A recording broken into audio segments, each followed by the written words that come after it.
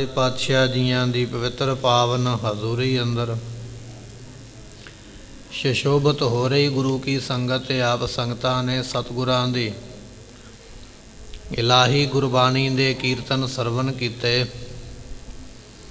ਇਸ ਵੇਲੇ ਗੁਰ ਇਤਿਹਾਸ ਦੀ ਕਥਾ ਜੋ ਸਤਿਗੁਰੂ ਤੇਗ ਬਹਾਦਰ ਪਾਤਸ਼ਾਹ ਜੀਆਂ ਦਾ ਜੀਵਨ ਔਰ ਗੁਰੂ ਸਾਹਿਬਾਨ ਗੋਬਿੰਦ ਰਾਏ ਸਾਹਿਬ ਜੀਆਂ ਦਾ ਜੀਵਨ ਕੌਤਕ ਆਪਾਂ ਸਰਵਣ ਕਰ ਰਹੇ। ਪਿਛਲੇ ਦੀਵਾਨ ਦੇ ਵਿੱਚ ਸਰਵਣ ਕੀਤਾ ਹੈ। ਸਤਿਗੁਰੂ ਜੀਆਂ ਨੇ ਪਟਨੇ ਦੀ ਸੰਗਤ ਨੂੰ ਆਖਿਆ ਸਾਡਾ ਪੰਜਾਬ ਜਾਣਾ ਜ਼ਰੂਰੀ ਹੈ। ਅਸੀਂ ਨਗਰ ਵਸਾਇਆ ਹੋਇਆ ਆਨੰਦਪੁਰ, ਉਸ ਨਗਰ ਦੇ ਵਿੱਚ ਹਾਲੇ ਕਈ ਕਾਰਜ ਕਰਨੇ ਹਨ। ਇਸ ਤਰ੍ਹਾਂ ਕਹਿ ਕੇ ਆਪਣੇ ਪਰਿਵਾਰ ਨੂੰ ਮਿਲ ਕੇ ਔਰ ਧੰਨ ਗੋਬਿੰਦ ਰਾਏ ਸਾਹਿਬ ਜੀਆਂ ਨੂੰ ਆਖਿਆ ਜਿੰਨਾ ਚਿਰ ਅਸੀਂ ਬੁਲਾਵਾਂਗੇ ਨਹੀਂ ਉਹਨਾਂ ਚਿਰ ਤੁਸੀਂ ਆਉਣਾ ਨਹੀਂ ਹੈ, ਪਟਨਾ ਸਾਹਿਬ ਦੇ ਵਿੱਚ ਹੀ ਰਹਿਣਾ ਹੈ। ਇਸ ਤਰ੍ਹਾਂ ਕਹਿ ਕੇ ਮਹਾਰਾਜ ਜੀ ਚੱਲ ਪਏ ਨੇ। ਜਿਵੇਂ ਅੱਗੇ ਪ੍ਰਸੰਗ ਆ ਰਿਹਾ ਉਹ ਸਰਵਣ ਕਰੀਏ, ਮਿਲ ਕੇ ਆਖੀਏ ਸਤਿਨਾਮ ਸ੍ਰੀ ਵਾਹਿਗੁਰੂ ਸਾਹਿਬ ਜੀ। ਇਤ ਦਿਸ਼ ਸਤਿਗੁਰ ਕੀਨ ਪਿਆਨਾ। ਸੋ ਗੁਰੂ ਤੇਗ ਬਹਾਦਰ ਮਹਾਰਾਜ ਸਾਹਿਬ ਜੀ ਪਟਨਾ ਸਾਹਿਬ ਤੋਂ ਚੱਲ ਪਏ ਪੰਜਾਬ ਦੇ ਵੱਲ, ਪੰਜਾਬ ਦੀ ਦਿਸ਼ਾ ਦੇ ਵੱਲ ਸਤਿਗੁਰੂ ਪਾਤਸ਼ਾਹ ਚੱਲੇ ਹਨ। ਸਨੇ ਸਨੇ ਕਰ ਮਜਲਸ ਥਾਨਾ। ਹੌਲੀ ਹੌਲੀ ਥੋੜਾ ਥੋੜਾ ਸਫ਼ਰ ਤੈਅ ਕਰਦਿਆਂ, ਪੜਾਅ ਦਰ ਪੜਾਅ ਕਰਦਿਆਂ, ਮੰਜ਼ਿਲ ਤੈਅ ਕਰਦਿਆਂ ਹੋਇਆਂ ਸਤਿਗੁਰੂ ਜੀ ਆ ਰਹੇ ਹਨ। ਕਹਿ ਲਗ ਕਹੋ ਪੰਥ ਕੀ ਕਥਾ। ਭਾਈ ਸੰਤੋਖ ਸਿੰਘ ਜੀ ਇਤਿਹਾਸ ਲਿਖਦੇ ਪਏ, ਕਹਿਣ ਲੱਗੇ ਰਸਤੇ ਵਿੱਚ ਜਿੰਨੇ ਮਹਾਰਾਜ ਨੇ ਕੌਤਕ ਕੀਤੇ ਮੈਂ ਉਹਨਾਂ ਕੌਤਕਾਂ ਨੂੰ ਕਿਵੇਂ ਵਰਣਨ ਕਰਾਂ, ਕਿੱਥੋਂ ਤੱਕ ਵਰਣਨ ਕਰ ਸਕਦਾ, ਨਹੀਂ ਵਰਣਨ ਕੀਤਾ ਜਾ ਸਕਦਾ। ਮਹਾਰਾਜ ਐਸੇ ਕੌਤਕ ਕਰਦੇ ਹਨ। ਡੇਰਾ ਕਰ ਕਰ ਕੀਨਸ ਜਥਾ। ਸਤਿਗੁਰੂ ਪਾਤਸ਼ਾਹ ਜੀ ਵੱਖ ਵੱਖ ਸ਼ਹਿਰਾਂ ਦੇ ਵਿੱਚ, ਪਿੰਡਾਂ ਦੇ ਵਿੱਚ ਡੇਰਾ ਕਰਦੇ, ਟਿਕਾਣਾ ਕਰਦੇ, ਸੰਗਤਾਂ ਨੂੰ ਮਿਲਦੇ ਨੇ, ਉਪਦੇਸ਼ ਦਿੰਦੇ ਤੇ ਇਸ ਤਰ੍ਹਾਂ ਚੱਲੇ ਆ ਰਹੇ ਹਨ। ਜਹ ਨਿਸ ਥਿਰਹਿ ਸਿਵਰ ਕੋ ਘਾਲੈ। ਜਿੱਥੇ ਰਾਤ ਪੈ ਜਾਂਦੀ ਹੈ ਸਤਿਗੁਰੂ ਜੀ ਉੱਥੇ ਰਾਤ ਰਹਿੰਦੇ ਨੇ। ਅਗਲਾ ਦਿਨ ਚੜ੍ਹਦਾ ਫਿਰ ਪਾਤਸ਼ਾਹ ਜੀ ਆਪਣੇ ਨਾਲ ਦੇ ਸਿੰਘਾਂ ਦੇ ਸਮੇਤ, ਸਿੱਖਾਂ ਦੇ ਸਮੇਤ ਚੱਲ ਪੈਂਦੇ ਹਨ।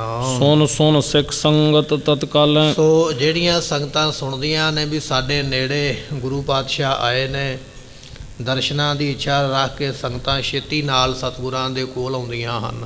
ਅਰਪ ਅਕੋਰਨ ਅਨੇਕ ਪ੍ਰਕਾਰਾ। ਸਤਿਗੁਰਾਂ ਦੇ ਅੱਗੇ ਕਈ ਤਰ੍ਹਾਂ ਦੀਆਂ ਭੇਟਾਵਾਂ ਜਿਹੜੀਆਂ ਨੇ ਉਹ ਸੰਗਤ ਲਿਆ ਕੇ ਮਹਾਰਾਜ ਸਾਹਿਬ ਜੀ ਨੂੰ ਭੇਟ ਕਰਦੀ ਹੈ। ਦਰਸ਼ਨ ਕਰੈ ਲਹੈ ਸੁਖ ਸਾਰਾ। ਸਤਿਗੁਰਾਂ ਦੇ ਦਰਸ਼ਨ ਕਰਦੀਆਂ ਸੰਗਤਾਂ ਅਤੇ ਭਾਰੀ ਸੁਖ ਮਹਾਰਾਜ ਦੇ ਦਰਸ਼ਨਾਂ ਦਾ ਪ੍ਰਾਪਤ ਕਰਦੇ ਹਨ।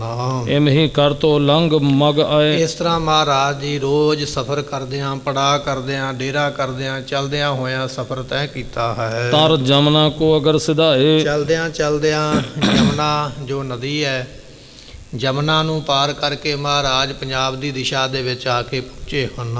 ਸਿੱਖੀ ਵਿਸਤਾਰਤ ਜਹ ਕਹਾ। ਸਤਿਗੁਰੂ ਪਾਤਸ਼ਾਹ ਜੀ ਜਿੱਥੇ ਕਿੱਥੇ ਸਿੱਖੀ ਦਾ ਪ੍ਰਚਾਰ ਕਰਦਿਆਂ ਹੋਇਆਂ, ਸਿੱਖੀ ਦਾ ਬੀਜ ਬੀਜਦਿਆਂ ਹੋਇਆਂ ਚੱਲ ਰਹੇ ਹਨ। ਸਤਨਾਮ ਉਪਦੇਸ਼ਤ ਮਹਾ। ਅਤੇ ਸੱਚੇ ਨਾਮ ਦਾ ਉਪਦੇਸ਼ ਪਾਤਸ਼ਾਹ ਜੀ ਸੰਗਤਾਂ ਨੂੰ, ਗੁਰਸਿੱਖਾਂ ਨੂੰ ਦੇ ਰਹੇ ਹਨ। ਰੋਪੜ ਨਗਰ ਉਲੰਘਣ ਕਰਕੇ। ਚਲਦਿਆਂ ਚਲਦਿਆਂ ਰੋਪੜ ਜੋ ਨਗਰ ਹੈ, ਜਿਸ ਨੂੰ ਆਪਾਂ ਅੱਜ ਰੂਪਨਗਰ ਕਹਿ ਦਿੰਦੇ ਹਾਂ, ਸਤਿਗੁਰੂ ਪਾਤਸ਼ਾਹ ਜੀ ਇਸ ਧਰਤੀ ਨੂੰ ਲੰਘ ਕੇ ਅੱਗੇ ਅਨੰਦਪੁਰ ਸਾਹਿਬ ਨੂੰ ਜਾ ਰਹੇ ਹਨ। ਕੀਰਤਪੁਰ ਪਹੁੰਚੈ ਮਗ ਚਰਕੈ। ਅਤੇ ਫਿਰ ਅੱਗੇ ਰੋਪੜ ਤੋਂ ਬਾਅਦ ਵਿੱਚ ਕੀਰਤਪੁਰ ਸਾਹਿਬ ਨਗਰ ਆ ਗਿਆ ਜੋ ਬਾਬਾ ਗੁਰਦਿੱਤਾ ਜੀਆਂ ਨੇ ਵਸਾਇਆ ਸੀ। ਗੁਰੂ ਹਰਗੋਬਿੰਦ ਪਾਤਸ਼ਾਹ ਦੀ ਯਾਦ ਵਿੱਚ ਸਥਾਨ ਬਣੇ ਹੋਏ। ਗੁਰੂ ਨਾਨਕ ਸਾਹਿਬ ਪਾਤਸ਼ਾਹ ਨੇ ਵੀ ਇੱਥੇ ਚਰਨ ਪਾਏ ਨੇ। ਉਸ ਸਥਾਨ ਨੂੰ ਮਹਾਰਾਜ ਅੱਗੇ ਲੰਘ ਕੇ ਕੇਤਕ ਸਿਖਰ ਸੰਗ ਫਕੀਰ। ਤੇ ਕਿੰਨੇ ਕੁ ਸਿੱਖ ਤੇ ਕੁਝ ਫਕੀਰ ਮਹਾਰਾਜ ਜੀਆਂ ਦੇ ਨਾਲ ਹਨ। ਦੇਖਣ ਕਰਿਓ ਦੇਸ਼ ਗੁਰ ਧੀਰ। ਤੇ ਸਤਿਗੁਰੂ ਪਾਤਸ਼ਾਹ ਮਹਾਰਾਜ ਸਾਹਿਬ ਜੀਆਂ ਨੇ ਆਪਣੇ ਦੇਸ਼, ਆਪਣੇ ਇਲਾਕੇ ਨੂੰ ਦੇਖਿਆ ਹੈ। ਮਤੀ ਦਾਸ ਇੱਕ ਸੰਗ ਦੀਵਾਨ। ਸਤਿਗੁਰਾਂ ਦੇ ਨਾਲ ਇੱਕ ਦੀਵਾਨ ਹੈ, ਗੁਰੂ ਘਰ ਦਾ ਦੀਵਾਨ, ਜਿਸ ਦਾ ਨਾਮ ਭਾਈ ਮਤੀ ਦਾਸ ਹੈ। ਦੀਵਾਨ ਮਤੀ ਦਾਸ ਮਹਾਰਾਜ ਦੇ ਨਾਲ ਹਨ। 4-5 ਹੈ ਰੁਚਰ ਕੀ ਕਾਨ। ਤੇ 4-5 ਸੋਹਣੇ ਘੋੜੇ ਮਹਾਰਾਜ ਦੇ ਨਾਲ ਨੇ। ਥੋੜੇ ਜਿਹੇ ਸਿੱਖਾਂ ਦੇ ਨਾਲ ਮਹਾਰਾਜ ਤੁਰੇ ਸਨ। 4-5 ਘੋੜੇ ਉਸ ਵੇਲੇ ਗੁਰੂ ਤੇਗ ਬਹਾਦਰ ਪਾਤਸ਼ਾਹ ਦੇ ਕੋਲ ਹਨ।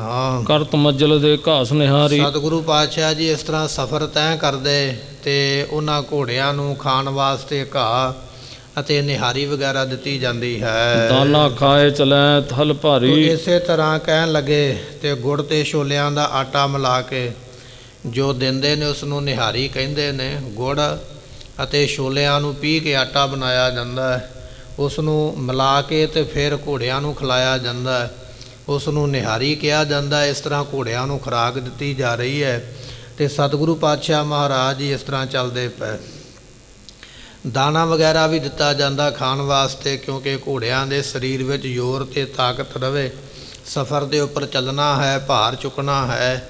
ਇਸ ਤਰ੍ਹਾਂ ਘੋੜਿਆਂ ਨੂੰ ਖੁਰਾਕ ਦਿੱਤੀ ਜਾਂਦੀ ਹੈ। ਕੀਰਤਪੁਰ ਮੈਂ ਕੀਨਸ ਡੇਰਾ। ਸਤਿਗੁਰੂ ਜੀ ਚੱਲਦਿਆਂ ਚੱਲਦਿਆਂ ਕੀਰਤਪੁਰ ਸਾਹਿਬ ਦੇ ਵਿੱਚ ਆ ਕੇ ਪਹੁੰਚੇ ਹਨ। ਸੂਰਜ ਮਲ ਮਿਲ ਪ੍ਰੇਮ ਕਨੇਰਾ। ਇੱਥੇ ਮਹਾਰਾਜ ਜੀਆਂ ਦਾ ਭਰਾ ਰਹਿੰਦਾ, ਨਾਮ ਹੈ ਬਾਬਾ ਸੂਰਜ ਮਲ ਜੀ। ਇੱਥੇ ਰਹਿੰਦੇ ਨੇ, ਸਤਿਗੁਰਾਂ ਦੇ ਨਾਲ ਆ ਕੇ ਮਿਲੇ ਹਨ। ਕੁਸ਼ਲ ਪ੍ਰਸ਼ਨ ਕਰ ਆਪਸ ਮਾਹੀ। ਆਪਸ ਦੇ ਵਿੱਚ ਸੁਖ ਸਾਨ ਦੇ ਸਾਰੇ ਜਿਹੜੇ ਪ੍ਰਸ਼ਨ ਨੇ, ਬਚਨ ਬਲਾਸ ਨੇ ਇੱਕ ਦੂਜੇ ਦੇ ਨਾਲ ਹੋਏ ਹਨ। ਤੀਰਥ ਕਰਨ ਕਥਾ ਪੁਨ ਪ੍ਰਾਹੀ। ਤੇ ਸਤਿਗੁਰਾਂ ਦੇ ਨਾਲ ਫਿਰ ਸਵਾਲ ਜਵਾਬ ਹੋਏ ਕਿ ਮਹਾਰਾਜ ਜੀ ਆਪ ਜੀ ਕਿਵੇਂ ਤੀਰਥਾਂ ਦੀ ਯਾਤਰਾ ਕਰਕੇ ਆਏ ਹੋ। ਗੁਰੂ ਹਰਗੋਬਿੰਦ ਪਾਤਸ਼ਾਹ ਮਹਾਰਾਜ ਜੀਆਂ ਦੇ 3 ਮਹਿਲ ਸਨ। ਸੋ ਮਾਤਾ ਦਮੋਦਰੀ ਜੀ ਸਭ ਤੋਂ ਵੱਡੇ ਨੇ ਤੇ ਮਾਤਾ ਦਮੋਦਰੀ ਜੀਆਂ ਦੇ ਬੱਚੇ ਨੇ ਬਾਬਾ ਗੁਰਦਿੱਤਾ ਜੀ ਤੇ ਬੀਬੀ ਵੀਰੋ ਜੀ। ਗੁਰੂ ਹਰਗੋਬਿੰਦ ਪਾਤਸ਼ਾਹ ਦੇ 5 ਪੁੱਤਰ ਤੇ 1 ਧੀ, 6 ਬੱਚੇ ਸਨ। ਉਹਨਾਂ ਦੇ ਵਿੱਚੋਂ ਬਾਬਾ ਗੁਰਦਿੱਤਾ ਜੀ ਤੇ ਬੀਬੀ ਵੀਰੋ ਜੀ ਇਹ ਮਾਤਾ ਦਮੋਦਰੀ ਜੀਆਂ ਦੀ ਔਲਾਦ ਹੈ। ਅਤੇ ਇਸੇ ਤਰ੍ਹਾਂ ਗੁਰੂ ਤੇਗ ਬਹਾਦਰ ਮਹਾਰਾਜ ਸਾਹਿਬ ਜੀਆਂ ਦੇ ਮਾਤਾ ਜੀ ਦਾ ਨਾਮ ਮਾਤਾ ਨਾਨਕੀ ਹੈ। ਗੁਰੂ ਤੇਗ ਬਹਾਦਰ ਮਹਾਰਾਜ ਜੀ ਅਤੇ ਬਾਬਾ ਅਨੀ ਰਾਏ ਜੀ ਅਤੇ ਇਸੇ ਤਰ੍ਹਾਂ ਬਾਬਾ ਅਟਲ ਰਾਏ ਜੀ ਇਹ ਸਕੇ ਭਰਾ ਹਨ। ਅਤੇ ਮਾਤਾ ਮਰਵਾਹੀ ਜੀਆਂ ਨੇ ਬਾਬਾ ਸੂਰਜਮਲ ਜੀਆਂ ਨੂੰ ਜਨਮ ਦਿੱਤਾ ਹੈ। ਇਸ ਤਰ੍ਹਾਂ ਮਹਾਰਾਜ ਜੀਆਂ ਦੇ ਪਰਿਵਾਰ ਤੇ ਬੱਚੇ ਹਨ। ਸਾਹਿਬਜ਼ਾਦੇ ਜਨਮ ਬਖਾਨਾ। ਉਸ ਵੇਲੇ ਭਰਾ ਮਿਲੇ ਨੇ, ਭਰਾ ਦਾ ਨਾਮ ਹੈ ਸੂਰਜਮਲ। ਗੁਰੂ ਤੇਗ ਬਹਾਦਰ ਪਾਤਸ਼ਾਹ ਜੀਆਂ ਦਾ ਵੱਡਾ ਭਰਾ ਹੈ। ਆਪਸ ਵਿੱਚ ਦੋਨੇ ਭਰਾ ਮਿਲੇ ਕੀਰਤਪੁਰ ਸਾਹਿਬ ਦੀ ਧਰਤੀ ਤੇ ਫਿਰ ਦੱਸਿਆ ਗੁਰੂ ਤੇਗ ਬਹਾਦਰ ਮਹਾਰਾਜ ਜੀਆਂ ਨੇ ਵੀ ਸਾਡੇ ਘਰ ਦੇ ਵਿੱਚ ਪਰਮੇਸ਼ਰ ਨੇ ਪੁੱਤਰ ਦੀ ਦਾਤ ਦਿੱਤੀ ਹੈ। ਗੋਬਿੰਦ ਰਾਏ ਜੀਆਂ ਦੇ ਜਨਮ ਬਾਰੇ ਗੁਰੂ ਤੇਗ ਬਹਾਦਰ ਪਾਤਸ਼ਾਹ ਨੇ ਦੱਸਿਆ ਹੈ। ਆਇਓ ਚਹਿਤ ਆਪਣੇ ਥਾਨਾ। ਤੇ ਨਾਲ ਇਹ ਵੀ ਦੱਸਿਆ ਕਿ ਭਰਾ ਜੀ ਸਾਡਾ ਪੁੱਤਰ ਇਸ ਥਾਂ ਤੇ ਆਉਣਾ ਚਾਹੁੰਦਾ ਸੀ ਸਾਡੇ ਨਾਲ ਹੀ, ਕਿ ਮੈਨੂੰ ਵੀ ਅਨੰਦਪੁਰ ਸਾਹਿਬ ਨਾਲ ਲੈ ਕੇ ਜਾਣਾ ਕਰੋ। ਹਮ ਅਨੰਦਪੁਰ ਕਰਕੇ ਬਾਸ। ਸੋ ਅਸੀਂ ਹੁਣ ਅਨੰਦਪੁਰ ਸਾਹਿਬ ਰਵਾਂਗੇ, ਉੱਥੇ ਕੁਝ ਸਮਾਂ ਵਾਸਾ ਕਰਕੇ ਪੁਨः ਪਤਰਿਕਾ ਪਠਤਨ ਪਾਸ। ਫਿਰ ਚਿੱਠੀ ਭੇਜਾਂਗੇ। ਚਿੱਠੀ ਭੇਜ ਕੇ ਫਿਰ ਆਪਣੇ ਪੁੱਤਰ ਨੂੰ ਤੇ ਪਰਿਵਾਰ ਨੂੰ ਪਟਨਾ ਸਾਹਿਬ ਦੀ ਧਰਤੀ ਤੋਂ ਫਿਰ ਅਸੀਂ ਅਨੰਦਪੁਰ ਸਾਹਿਬ ਮੰਗਾਵਾਂਗੇ। ਮਾਤ ਨਾਨਕੀ ਜੀਅਤ ਤੇ ਬਤਾਏ। ਨਾਲ ਇਹ ਵੀ ਦੱਸਿਆ ਕਿ ਆਪਣੇ ਸਤਿਕਾਰਯੋਗ ਮਾਤਾ ਜੀ ਹਾਲੇ ਚੜ੍ਹਦੀ ਕਲਾ ਦੇ ਵਿੱਚ ਨੇ। ਬਾਬਾ ਸੂਰਜਮਲ ਨੇ ਪੁੱਛਿਆ ਮਾਤਾ ਦਾ ਕੀ ਹਾਲ ਹੈ, ਤੇ ਗੁਰੂ ਤੇਗ ਬਹਾਦਰ ਮਹਾਰਾਜ ਕਹਿਣ ਲੱਗੇ ਮਾਤਾ ਹੈ ਤੇ ਬਜ਼ੁਰਗ ਨੇ, ਪਰ ਹਾਲੇ ਸਰੀਰ ਕਰਕੇ ਚੜ੍ਹਦੀ ਕਲਾ ਦੇ ਵਿੱਚ ਨੇ, ਚੰਗੀ ਉਹਨਾਂ ਦੀ ਸਿਹਤ ਹੈ। ਮਾਤਾ ਜੀ ਬਾਰੇ ਉਸ ਵੇਲੇ ਪੁੱਛਿਆ ਤੇ ਸਤਿਗੁਰਾਂ ਨੇ ਦੱਸਿਆ ਹੈ। ਸੁਣ ਸੂਰਜਮਲ ਉਰ ਹਰਖਾਏ। ਸੂਰਜਮਲ ਬੜੇ ਖੁਸ਼ ਹੋਏ ਜਦੋਂ ਸੁਣਿਆ ਵੀ ਸਾਡੀ ਮਾਂ ਮਾਤਾ ਠੀਕ ਠਾਕ ਹੈ। ਇਹ ਗੱਲ ਸੁਣ ਕੇ ਬੜੇ ਖੁਸ਼ ਹੋਏ ਹਨ। ਪੁਨ ਉੱਠ ਸ੍ਰੀ ਹਰਗੋਬਿੰਦ ਥਾਨ। ਤੇ ਫਿਰ ਗੁਰੂ ਤੇਗ ਬਹਾਦਰ ਪਾਤਸ਼ਾਹ ਉੱਠੇ, ਆਪਣੇ ਭਰਾ ਨੂੰ ਕਹਿਣ ਲੱਗੇ ਸੂਰਜਮਲ ਜੀਆਂ ਨੂੰ ਚਲੋ ਆਪਣੇ ਪਿਤਾ ਦੇ ਸਥਾਨ ਤੇ ਮੱਥਾ ਟੇਕੀਏ, ਜਿੱਥੇ ਗੁਰੂ ਹਰਗੋਬਿੰਦ ਪਾਤਸ਼ਾਹ ਦਾ ਸਥਾਨ ਹੈ। ਜਾਏ ਜੋਰ ਕਰ ਬੰਧਨ ਠਾਵਾਂ। ਉੱਥੇ ਜਾ ਕੇ ਹੱਥ ਜੋੜ ਕੇ ਮੱਥਾ ਟੇਕਿਆ ਹੈ। ਪੁਨ ਸ੍ਰੀ ਗੁਰਦਿੱਤੇ ਥਲ ਤੇ ਗਏ। ਫਿਰ ਬਾਬਾ ਗੁਰਦਿੱਤਾ ਜੀਆਂ ਦਾ ਸਥਾਨ, ਇਹ ਦੋਨੇ ਸਥਾਨ ਵੱਖੋ ਵੱਖਰੇ ਨੇ। ਗੁਰੂ ਹਰਗੋਬਿੰਦ ਪਾਤਸ਼ਾਹ ਮਹਾਰਾਜ ਜੀਆਂ ਨੇ ਪਹਾੜੀ ਤੋਂ ਤੀਰ ਚਲਾ ਕੇ, ਜਿਹੜਾ ਪਤਾਲਪੁਰੀ ਗੁਰਦੁਆਰਾ ਸਾਹਿਬ ਹੈ, ਇਸ ਨੂੰ ਮਹਾਰਾਜ ਨੇ ਤੀਰ ਚਲਾ ਕੇ ਪ੍ਰਗਟ ਕੀਤਾ। ਜਦੋਂ ਪਾਤਸ਼ਾਹ ਜੋਤੀ ਜੋਤ ਸਮਾਉਣ ਲੱਗੇ ਤੇ ਮਹਾਰਾਜ ਜੀਆਂ ਨੇ ਇੱਥੇ ਸੋਹਣਾ ਇੱਕ ਕਮਰਾ ਬਣਵਾਇਆ। ਕਮਰੇ ਦੇ ਵਿੱਚ ਆਪ ਚੌਂਕੜਾ ਲਾ ਕੇ ਬੈਠ ਗਏ। ਸਿੱਖਾਂ ਨੂੰ ਇਹ ਗੱਲ ਆਖੀ ਵੀ ਇਹ 48 ਘੰਟੇ ਇਸ ਕਮਰੇ ਦਾ ਦਰਵਾਜ਼ਾ ਨਹੀਂ ਖੁੱਲ੍ਹਣਾ, 48 ਘੰਟਿਆਂ ਬਾਅਦ ਇਸ ਕਮਰੇ ਨੂੰ ਖੁੱਲ੍ਹਣਾ ਹੈ। ਤੇ ਮਹਾਰਾਜ ਜੀ ਉਸ ਕਮਰੇ ਦੇ ਵਿੱਚ ਕੰਧ ਦੇ ਨਾਲ ਢੋ ਲਾ ਕੇ ਚੌਂਕੜਾ ਲਾ ਕੇ ਬੈਠੇ ਅਤੇ ਉਸੇ ਤਰ੍ਹਾਂ ਹੀ ਬੈਠਿਆਂ ਬਿਠਾਇਆਂ ਹੀ ਗੁਰੂ ਹਰਗੋਬਿੰਦ ਪਾਤਸ਼ਾਹ ਨੇ ਸਰੀਰ ਛੱਡਿਆ ਜਦੋਂ ਸਮਾਂ ਪੂਰਾ ਹੋਇਆ, ਧੰਨ ਗੁਰੂ ਹਰਿਰਾਏ ਸਾਹਿਬ ਜੀਆਂ ਨੇ ਫਿਰ ਦਰਵਾਜ਼ਾ ਖੁਲਵਾਇਆ ਤੇ ਸਤਿਗੁਰੂ ਉਸੇ ਤਰ੍ਹਾਂ ਚੌਂਕੜੇ ਵਿੱਚ ਬੈਠੇ ਸਨ। ਇਸ ਤਰ੍ਹਾਂ ਮਹਾਰਾਜ ਜੀ ਜੋਤੀ ਜੋਤ ਸਮਾਏ ਸਨ। ਉਸ ਸਥਾਨ ਦੇ ਵੀ ਦਰਸ਼ਨ ਕੀਤੇ ਗੁਰੂ ਤੇਗ ਬਹਾਦਰ ਮਹਾਰਾਜ ਜੀਆਂ ਨੇ। ਅਤੇ ਫਿਰ ਆਪਣੇ ਵੱਡੇ ਭਰਾ ਦੇ ਸਥਾਨ ਬਾਬਾ ਗੁਰਦਿੱਤਾ ਜੀਆਂ ਦਾ ਸਥਾਨ ਅੱਜ ਆਪਾਂ ਦਰਸ਼ਨ ਕਰਦੇ ਹਾਂ। ਉਸ ਸਥਾਨ 'ਤੇ ਵੀ ਜਾ ਕੇ ਮੱਥਾ ਟੇਕਿਆ, ਨਮਸਕਾਰ ਕੀਤੀ ਹੈ ਬਾਬਾ ਗੁਰਦਿੱਤਾ ਜੀਆਂ ਦੀ ਯਾਦ ਵਿੱਚ। ਉੱਥੇ ਵੀ ਸੋਹਣਾ ਗੁਰੂ ਘਰ ਸੁਸ਼ੋਭਿਤ ਹੈ।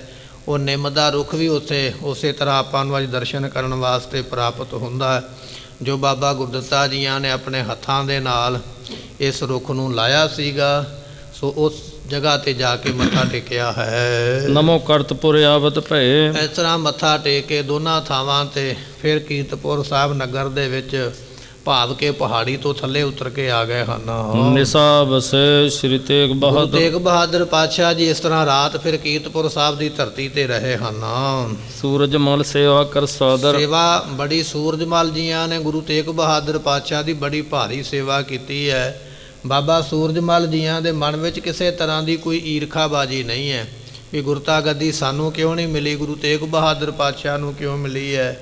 ਨਹੀਂ, ਈਰਖਾ ਦੀ ਕੋਈ ਭਾਵਨਾ ਨਹੀਂ, ਬੜੇ ਪ੍ਰੇਮ ਦੇ ਨਾਲ ਸੇਵਾ ਕਰਦੇ ਹਨ। ਪੁੱਤਰ ਆਪਣੇ ਆਨ ਮਿਲਾਏ। ਤੇ ਫਿਰ ਆਪਣੇ ਪੁੱਤਰਾਂ ਨੂੰ ਆਵਾਜ਼ ਮਾਰੀ ਹੈ, ਫਿਰ ਆਪਣੇ ਪੋਤਰਿਆਂ ਨੂੰ ਆਵਾਜ਼ ਮਾਰੀ, ਕਹਿਣ ਲੱਗੇ ਆਓ ਸਾਡੇ ਛੋਟੇ ਭਰਾ ਆਏ ਨੇ, ਨਾਲੇ ਗੁਰੂ ਪਦਵੀ 'ਤੇ ਬਿਰਾਜਮਾਨ ਨੇ। ਆਪਣੇ ਪੁੱਤਰਾਂ ਨੂੰ ਵੀ ਗੁਰੂ ਤੇਗ ਬਹਾਦਰ ਪਾਤਸ਼ਾਹ ਦੇ ਚਰਨਾਂ 'ਤੇ ਉਸ ਵੇਲੇ ਲਾਇਆ ਹੈ। ਆਪਣੇ ਪੋਤਰਿਆਂ ਨੂੰ ਵੀ ਗੁਰੂ ਤੇਗ ਬਹਾਦਰ ਪਾਤਸ਼ਾਹ ਸਾਹਿਬ ਜੀਆਂ ਨੂੰ ਮੱਥਾ ਟੇਕਣ ਵਾਸਤੇ ਆਖਿਆ ਹੈ। ਗੁਰ ਬੂਝੈ ਕਿਆ ਨਾਮ ਰਖਾਏ। ਸਤਿਗੁਰਾਂ ਨੇ ਪੁੱਛਿਆ, ਮਹਾਰਾਜ ਕਹਿੰਦੇ ਭਰਾ ਜੀ ਬੱਚਿਆਂ ਦੇ ਨਾਮ ਕੀ ਨੇ? ਕਿਉਂਕਿ ਮਹਾਰਾਜ ਨੂੰ ਕਾਫੀ ਸਮਾਂ ਹੋ ਗਿਆ ਪਰਿਵਾਰ ਤੋਂ ਦੂਰ ਰਹਿੰਦਿਆਂ, ਤੇ ਇਹ ਬੱਚੇ ਸਾਰੇ ਬਾਅਦ ਵਿੱਚ ਹੀ ਪੈਦਾ ਹੋਏ ਸਨ। ਮਹਾਰਾਜ ਨੇ ਪੁੱਛਿਆ, ਕਹਿਣ ਲੱਗੇ ਨਾਮ ਕੀ ਹੈ ਬੱਚਿਆਂ ਦਾ? ਉਸ ਵੇਲੇ ਜਦੋਂ ਪੁੱਛਿਆ ਹੈ, ਏਕ ਗੁਲਾਬ ਰਾਏ ਹੈ ਨਾਮ। ਤੇ ਉਸ ਵੇਲੇ ਦੱਸਿਆ ਬਾਬਾ ਸੂਰਜਮਲ ਦੀਆਂ ਨੇ, ਕਹਿਣ ਲੱਗੇ ਆ ਜਿਹੜਾ ਮੇਰਾ ਪੁੱਤਰ ਹੈ ਨਾ, ਇਹਦਾ ਨਾਮ ਗੁਲਾਬ ਰਾਏ ਹੈ, ਇਸ ਦਾ ਅਸੀਂ ਨਾਮ ਗੁਲਾਬ ਰਾਏ ਰੱਖਿਆ ਹੈ। ਸ਼ਿਆਮ ਦਾਸ ਦੂਸਰ ਅਬਰਾਮ। ਦੂਜੇ ਦਾ ਨਾਮ ਸ਼ਿਆਮ ਦਾਸ ਹੈ। ਸੋ ਇਹ ਸਾਡੇ ਦੋ ਪੁੱਤਰ ਨੇ। ਧੰਨ 10ਵੇਂ ਪਾਤਸ਼ਾਹ ਮਹਾਰਾਜ ਜਦੋਂ ਗੁਰਤਾ ਗੱਦੀ 'ਤੇ ਬੈਠੇ ਸਨ, ਜਦੋਂ ਗੁਰਤਾ ਗੱਦੀ ਤੋਂ ਬੈਠਣ ਤੋਂ ਪਹਿਲਾਂ ਦੀ ਗੱਲ ਹੈ, ਇੱਕ ਦਿਨ ਗੁਰੂ ਗੋਬਿੰਦ ਸਿੰਘ ਮਹਾਰਾਜ ਜੀ ਸਤਲੁਜ ਦਰਿਆ ਦੇ ਵਿੱਚ ਇਸ਼ਨਾਨ ਕਰਦੇ ਪਏ, ਅਤੇ ਉਸ ਵੇਲੇ ਸਤਿਗੁਰਾਂ ਦੇ ਤਾਏ ਦਾ ਪੁੱਤਰ ਗੁਲਾਬ ਰਾਏ ਜਿਹਦਾ ਨਾਮ ਇੱਥੇ ਆਇਆ, ਇਹ ਵੀ ਨਾਲ ਹੀ ਇਸ਼ਨਾਨ ਕਰਦਾ ਪਿਆ। ਹੋਰ ਵੀ ਕਈ ਬੱਚੇ ਨਹਾਉਂਦੇ ਪਏ ਪਾਣੀ ਦੇ ਵਿੱਚ, ਕਈ ਤਰ੍ਹਾਂ ਦੀਆਂ ਸ਼ਰਾਰਤਾਂ ਵੀ ਕਰਦੇ। ਉਸ ਵੇਲੇ ਕੀ ਹੋਇਆ, ਗੁਲਾਬ ਰਾਏ ਨੇ ਛੇਤੀ ਦੇ ਨਾਲ, ਜਿਵੇਂ ਬੱਚੇ ਇੱਕ ਦੂਜੇ ਦੇ ਕੱਪੜੇ ਪਾਉਣੇ ਪਸੰਦ ਕਰਦੇ, ਗੁਲਾਬ ਰਾਏ ਨੇ ਭੱਜ ਕੇ ਸਤਿਗੁਰਾਂ ਦੀ ਦਸਤਾਰ ਗੁਰੂ ਗੋਬਿੰਦ ਸਿੰਘ ਮਹਾਰਾਜ ਜੀਆਂ ਦੀ ਪੱਗ ਜਿਹੜੀ ਆਪਣੇ ਸਿਰ 'ਤੇ ਰੱਖ ਲਈ। ਅਤੇ ਸਤਿਗੁਰੂ ਗੋਬਿੰਦ ਸਿੰਘ ਮਹਾਰਾਜ ਨੇ ਵੇਖਿਆ ਤੇ ਮਹਾਰਾਜ ਨੇ ਹੱਸ ਕੇ ਕਹਿ ਦਿੱਤਾ, ਕਹਿਣ ਲੱਗੇ ਗੁਲਾਬ ਰਾਏ ਕੋਈ ਨਹੀਂ, ਇਹ ਵੀ ਤੇਰੇ 'ਤੇ ਸਮਾਂ ਆਵੇਗਾ। ਤੂੰ ਸਾਡੀ ਪੱਗ ਬੰਨ੍ਹਣੀ ਚਾਹੁੰਦਾ ਨਾ, ਸਾਡੀ ਥਾਂ 'ਤੇ ਆਪਣੇ ਆਪ ਨੂੰ ਵੇਖਣਾ ਚਾਹੁੰਦਾ, ਇੱਕ ਸਮਾਂ ਆਵੇਗਾ ਇਹੋ ਜਿਹਾ, ਸੋ ਤੇਰੀ ਇਹ ਮਨ ਦੀ ਰੀਝ ਪੂਰੀ ਹੋ ਜਾਏਗੀ। ਇਹ ਬਚਪਨ ਦੇ ਵਿੱਚ ਖੇਡਦਿਆਂ ਹੋਇਆਂ ਬਚਨ ਗੋਬਿੰਦ ਰਾਏ ਜੀਆਂ ਨੇ ਕੀਤੇ। ਜਦੋਂ ਧੰਨ 10ਵੇਂ ਪਾਤਸ਼ਾਹ ਮਹਾਰਾਜ ਜੀਆਂ ਨੇ ਅਨੰਦਪੁਰ ਸਾਹਿਬ ਦੇ ਕਿਲ੍ਹੇ ਨੂੰ ਛੱਡਿਆ, ਅਤੇ ਉਸ ਵੇਲੇ ਬਾਅਦ ਵਿੱਚ ਮੁਗਲਾਂ ਨੇ ਅਨੰਦਪੁਰ ਸਾਹਿਬ ਦੇ ਉੱਪਰ ਹਮਲਾ ਕਰਕੇ ਕਈ ਤਰ੍ਹਾਂ ਦੇ ਨੁਕਸਾਨ ਵੀ ਕੀਤੇ, ਅਤੇ ਬਾਅਦ ਵਿੱਚ ਫਿਰ ਇੱਥੇ ਗੁਲਾਬ ਰਾਏ ਬੈਠਾ ਸੀ ਆ ਕੇ ਗੱਦੀ ਲਾ ਕੇ, ਆਪਣੇ ਆਪ ਨੂੰ ਗੁਰੂ ਘੋਸ਼ਿਤ ਕਰਨਾ ਚਾਹੁੰਦਾ ਜਾਂ ਬਣਾਉਣਾ ਚਾਹੁੰਦਾ।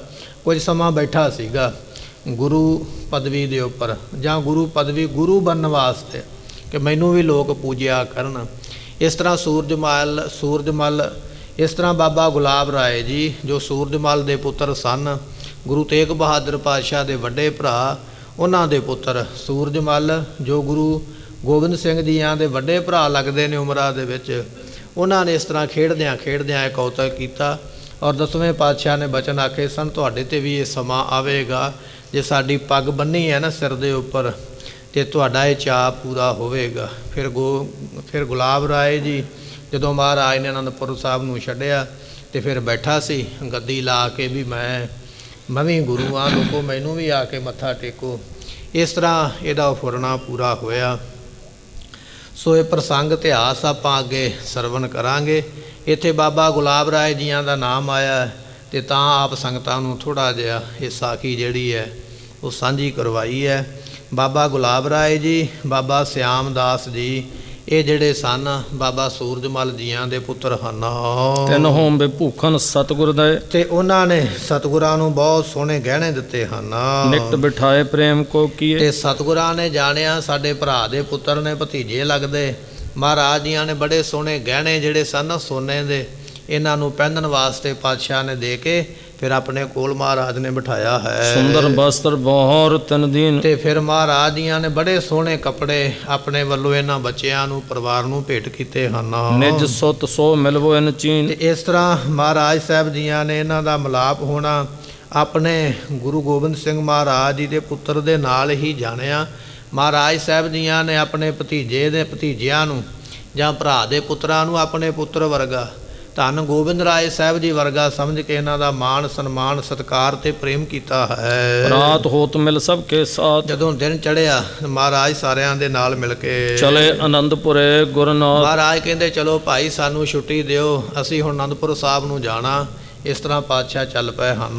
ਪੰਜ ਕੋਸ ਪਰ ਪਹੁੰਚੇ ਜਾਏ, 5 ਕੋਹ ਦਾ ਸਫ਼ਰ ਤੈਅ ਕਰਕੇ ਸੁਨਤ ਪ੍ਰਜਾ ਈ ਅਗਵਾਈ, ਆਨੰਦਪੁਰ ਸਾਹਿਬ ਦੀਆਂ ਸੰਗਤਾਂ ਨੂੰ ਪਤਾ ਲੱਗ ਗਿਆ ਵੀ ਮਾਲਕ ਸਤਿਗੁਰੂ ਆ ਰਹੇ ਨੇ। ਆਨੰਦਪੁਰ ਸਾਹਿਬ ਦੀ ਸੰਗਤ ਮਹਾਰਾਜ ਨੂੰ ਅੱਗੋਂ ਲੈਣ ਵਾਸਤੇ ਚੱਲ ਪਈ ਹੈ। ਦੇ ਕਰ ਦਰਵਾਦਕ ਆਕੋਰ, ਸਤਿਗੁਰਾਂ ਨੂੰ ਮਾਇਆ ਭੇਟਾ ਰੱਖ ਕੇ ਮੱਥਾ ਟੇਕਿਆ ਹੈ। ਮਿਲੇ ਸਕਲ ਬੰਦਤ ਕਰ ਜੋਰ, ਸਾਰੀਆਂ ਸੰਗਤਾਂ ਹੱਥ ਜੋੜ ਜੋੜ ਕੇ ਮਹਾਰਾਜ ਸਾਹਿਬ ਜੀ ਨੂੰ ਮਿਲੇ ਹਨ। ਕੁਸ਼ਲ ਪ੍ਰਸ਼ਨ ਗੁਰ ਸਭ ਕੋ ਕਰੈ, ਸਤਿਗੁਰੂ ਪਾਤਸ਼ਾਹ ਜੀਆਂ ਨੇ ਸਾਰਿਆਂ ਨੂੰ ਸੁਖ ਸਾਨ ਦੇ ਪ੍ਰਸ਼ਨ ਪੁੱਛੇ ਹਨ। ਕਿਰਪਾ ਤੁਮਾਰੀ ਤੇ ਸੁਖ ਜਦੋਂ ਧਰੈ, ਪੁੱਛਿਆ ਤੇ ਸੰਗਤਾਂ ਕਹਿੰਦੀਆਂ ਮਹਾਰਾਜ ਤੁਹਾਡੀ ਕਿਰਪਾ ਦੇ ਨਾਲ ਸਾਨੂੰ ਸਾਰਿਆਂ ਨੂੰ ਬੜੇ ਸੁਖ ਤੇ ਬੜੇ ਆਨੰਦ ਹਨ।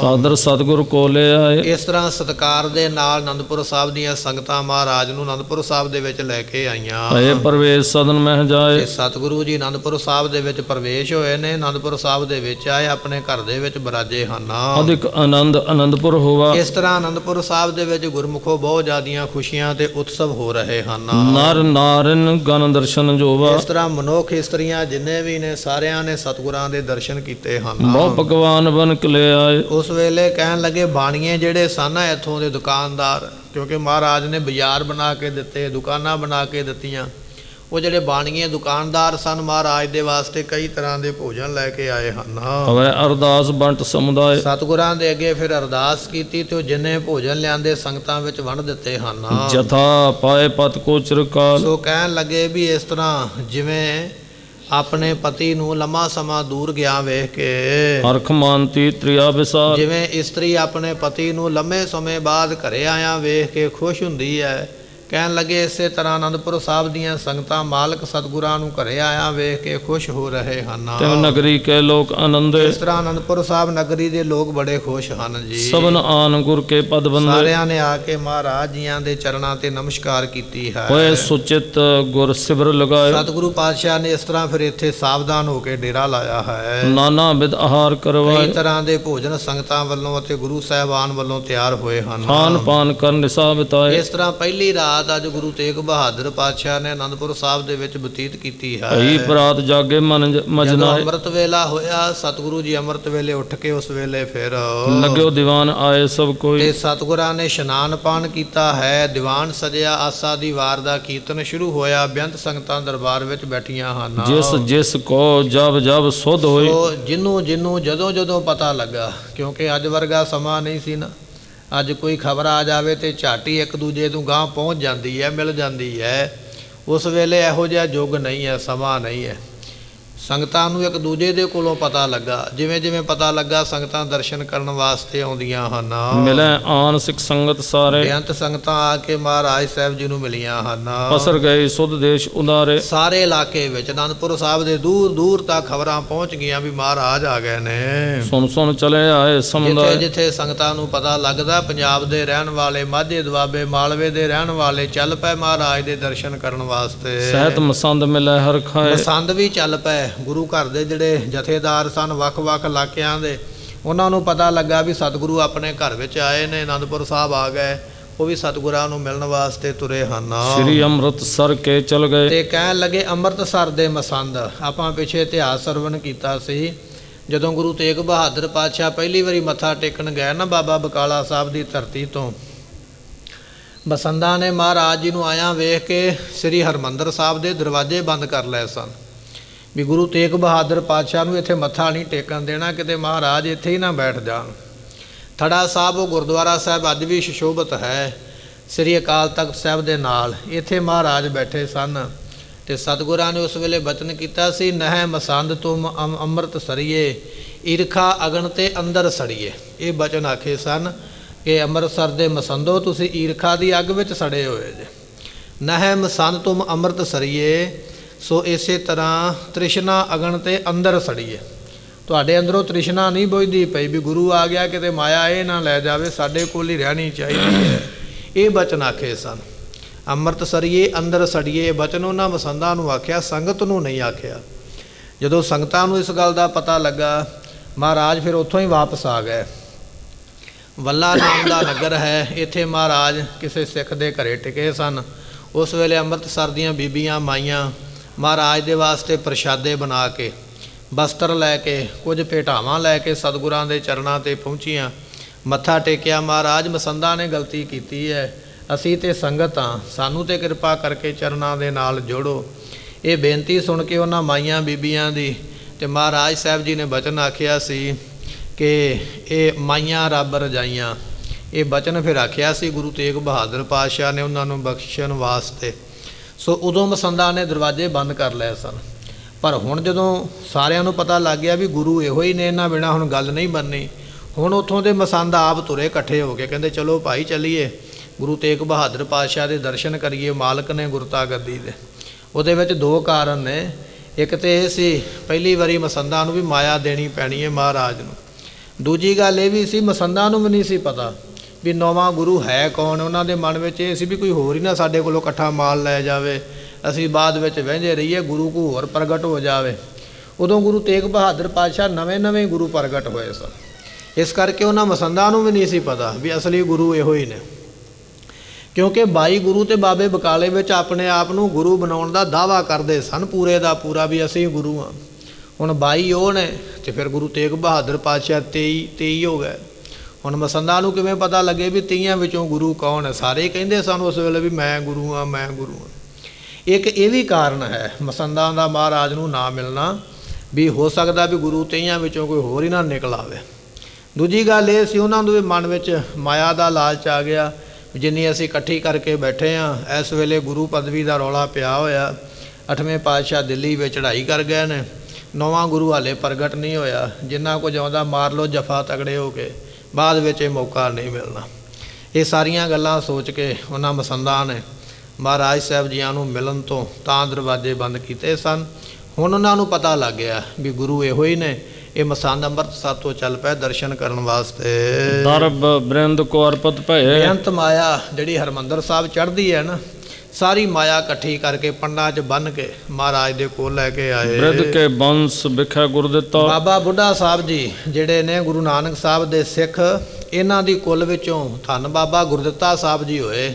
ਬਾਬਾ ਗੁਰਦਿੱਤਾ ਸਾਹਿਬ ਜੀ ਜੋ ਸਨ, ਬਾਬਾ ਬੁੱਢਾ ਸਾਹਿਬ ਦੀ ਕੁੱਲ ਵਿੱਚੋਂ ਪੀੜ੍ਹੀ ਵਿੱਚੋਂ ਸਨ, ਉਹ ਹਨ ਆਨ ਬਾਜ ਸਤਿਗੁਰੂ ਕੋ ਦਿੱਤਾ। ਇਹਨਾਂ ਨੇ ਵੀ ਆ ਕੇ ਮਹਾਰਾਜ ਨੂੰ ਮੱਥਾ ਟੇਕਿਆ ਔਰ ਬਾਬਾ ਗੁਰਦਿੱਤਾ ਜੀਆਂ ਦੇ ਇਹ ਖਾਨਦਾਨ ਵਿੱਚੋਂ ਜਿਹੜੇ ਆਏ ਨੇ, ਬਾਬਾ ਗੁਰਦਿੱਤਾ ਜੀ ਜੋ ਬਾਬਾ ਬੁੱਢਾ ਸਾਹਿਬ ਦੀ ਕੁੱਲ ਵਿੱਚੋਂ ਨੇ, ਇਹਨਾਂ ਨੇ ਬਾਜ ਦਿੱਤਾ ਮਹਾਰਾਜ ਨੂੰ, ਬੜਾ ਸੋਹਣਾ ਬਾਜ ਲਿਆ ਕੇ ਭੇਟ ਕੀਤਾ ਹੈ। ਲਾਪੁਰ ਕੋ ਇੱਕ ਧਨੁਖ ਮਹਾਨ, ਇੱਕ ਲਾਹੌਰ ਸ਼ਹਿਰ ਦਾ ਬਣਿਆ ਹੋਇਆ ਤੀਰ ਕਮਾਨ ਬਾਬਾ ਗੁਰਦਿੱਤਾ ਜੀ ਲੈ ਕੇ ਆਏ। ਇਹ ਬਾਬਾ ਗੁਰਦਿੱਤਾ ਜੀ ਉਹ ਨੇ ਜੋ ਬਾਬਾ ਬੁੱਢਾ ਸਾਹਿਬ ਦੇ ਖਾਨਦਾਨ ਵਿੱਚੋਂ ਪੁੱਤ ਪੋਤਰਾ ਆਪਾਂ ਕਹਿ ਸਕਦੇ ਜਾਂ ਪੜੋਤਰਾ ਕਹਿ ਸਕਦੇ, ਉਹਨਾਂ ਦੀ ਕੁੱਲ ਵਿੱਚੋਂ ਨੇ। ਇੱਕ ਬੜਾ ਸੋਹਣਾ ਤੀਰ ਕਮਾਨ ਮਹਾਰਾਜ ਨੂੰ ਭੇਟ ਕਰਨ ਵਾਸਤੇ ਲਿਆਏ ਹਨ। ਹਰ ਪਿਓ ਤਰਕਸ਼ ਭਰ ਖਰ ਬਨ। ਇੱਕ ਤਰਕਸ਼ ਨਾਮ ਹੁੰਦਾ ਭੱਥੇ ਦਾ, ਇੱਕ ਭੱਥਾ ਤੀਰਾਂ ਦਾ ਭਰਿਆ ਹੋਇਆ, ਉਹ ਵੀ ਭੱਥਾ ਲਿਆ ਕੇ ਮਹਾਰਾਜ ਨੂੰ ਭੇਟ ਕੀਤਾ। ਇਤਿਆਦਿਕ ਮੋ ਭੇਟ ਚੜਾਈ। ਇਤਿਆਦਿਕ ਕਈ, ਇੱਕ ਨਹੀਂ ਕਈ ਭੇਟਾਵਾਂ ਜਿਹੜੀਆਂ ਸਨ ਬਾਬਾ ਬੁੱਢਾ ਸਾਹਿਬ ਦੀ ਕੁੱਲ ਨੇ ਗੁਰੂ ਤੇਗ ਬਹਾਦਰ ਪਾਤਸ਼ਾਹ ਨੂੰ ਭੇਟ ਕੀਤੀਆਂ। ਸ੍ਰੀ ਗੁਰ ਸਾਦਰ ਲੀਨ ਬਿਠਾਈ। ਮਹਾਰਾਜ ਜੀਆਂ ਨੇ ਭਾਈ ਗੁਰਦਿੱਤਾ ਜੀਆਂ ਨੂੰ ਬਾਬਾ ਬੁੱਢਾ ਸਾਹਿਬ ਦੀ ਕੁੱਲ ਦਾ ਜਾਣ ਕੇ ਬੜੇ ਸਤਿਕਾਰ ਦੇ ਨਾਲ ਬਿਠਾਇਆ ਹੈ। ਕੁਸ਼ਲ ਪ੍ਰਸ਼ਨ ਕਰ ਸਭ ਸਤਿਕਾਰ। ਸਤਿਗੁਰਾਂ ਨੇ ਸੁਖ ਸ਼ਾਨ ਦੇ ਪ੍ਰਸ਼ਨ ਪੁੱਛ ਕੇ ਸਾਰਿਆਂ ਦਾ, ਜਿੰਨੇ ਵੀ ਅੰਮ੍ਰਿਤਸਰ ਤੋਂ ਗਏ ਸਾਰਿਆਂ ਦਾ ਸਤਿਕਾਰ ਕੀਤਾ ਹੈ। ਜਥਾ ਜੋਗ ਕਰ ਦਇਓ ਆਹਾਰੇ। ਤੇ ਮਹਾਰਾਜ ਨੇ ਸਾਰੇ ਸਾਰਿਆਂ ਨੂੰ ਭੋਜਨ ਪ੍ਰਸ਼ਾਦਾ ਵੀ ਛਕਣ ਵਾਸਤੇ ਦਿੱਤਾ ਹੈ। ਕਾਬਲ ਆਦਿ ਸਿੱਖ ਸਮੁਦਾਇ ਹੁਣ ਕਾਬਲ ਦੀਆਂ ਸੰਗਤਾਂ ਨੂੰ, ਕਾਬਲ, ਕੰਧਾਰ, ਅਫਗਾਨਿਸਤਾਨ ਦੇ ਵਿੱਚ ਵੀ ਗੁਰੂ ਕੇ ਸਿੱਖ ਰਹਿੰਦੇ ਨਾ, ਗੁਰੂ ਨਾਨਕ ਸਾਹਿਬ ਨੇ ਉੱਥੇ ਚਰਨ ਪਾਏ ਨੇ। ਕਾਬਲ ਦੀਆਂ ਸੰਗਤਾਂ, ਕੰਧਾਰ ਦੀਆਂ ਸੰਗਤਾਂ ਜਿਹੜੀਆਂ ਨੇ, ਅਫਗਾਨ ਦੀਆਂ ਸੰਗਤਾਂ, ਉਹ ਵੀ ਚੱਲ ਕੇ ਆਈਆਂ ਹਨ।